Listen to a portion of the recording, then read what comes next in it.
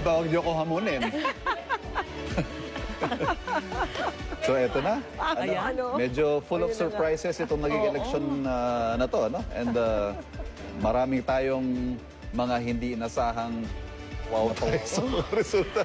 I guess it just goes to show you na talagang the surveys are really just a snapshot, no? Ang importante talaga, ito yung actual na pagboto ng mga tao, yung naging actual na results. At napakagandang mapakinggan sa mga eksperto, no? Yes. Kung ano yung kanilang nakikita doon sa pangyayaring yan nga na binabalita mo na anong word yung ginamit ni disbelief. Disbelief. Disbelief. Ang hirap paniwalaan na sila ay nasa top, Pero ngayon, sila mismo, hindi sila makapaniwala. Ito ngayon yung hamon sa mga nanalo. Lalo pagkatapos yung mag-celebrate ngayong araw na to, please get to work. Marami hong umaasa sa mga ipinangako ninyo sa inyong mga botante. Dapat pala, tinanong natin doon sa dalawa nating, guest, no? Then how do we? Is there a science? You know, that how do we keep them accountable, hold them to their promises? Si Dr. Mangahas parating nababanggit, it has to be scientific, based on data. On data. It should be this, no? Paano kaya? Next time we will ask them. No? Let's move forward from sa kanilang ginagawang survey, doon naman sa actual na pananagutin natin itong mga mananalo. At yung hope talaga natin nasa youth, no? Yes. Kasi, the youth comprises, ba yung parang karamihan ng mga botante natin talaga ngayon? Millennial, Gen Z, Gen X. Iba sila. Oo, yun. Or am I too far? Ay, hindi. Hindi. Yan lang, hindi naman tayo nagkakalayo naman. Kasama tayo doon sa youth. Iba sila eh. Iba ang way of thinking. Yes. Iba ang nila, no? Talagang nakakatuwa. Okay.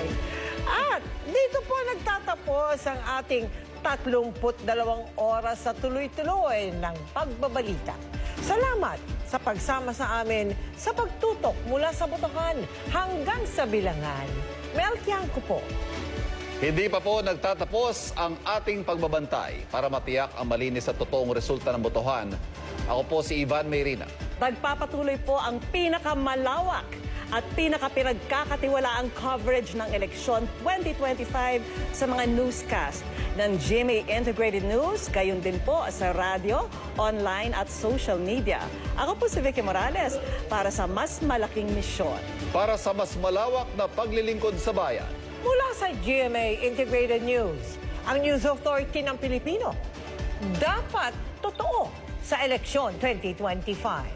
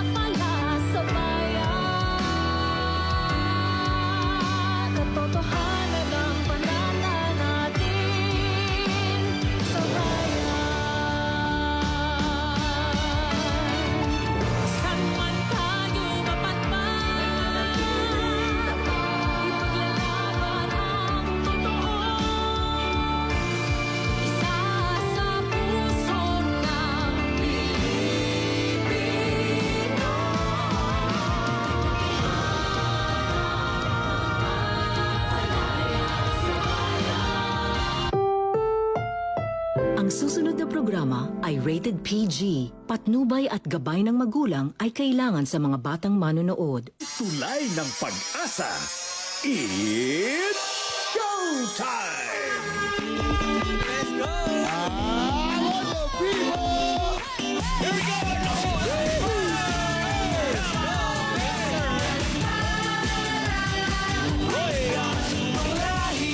Ano mang kulay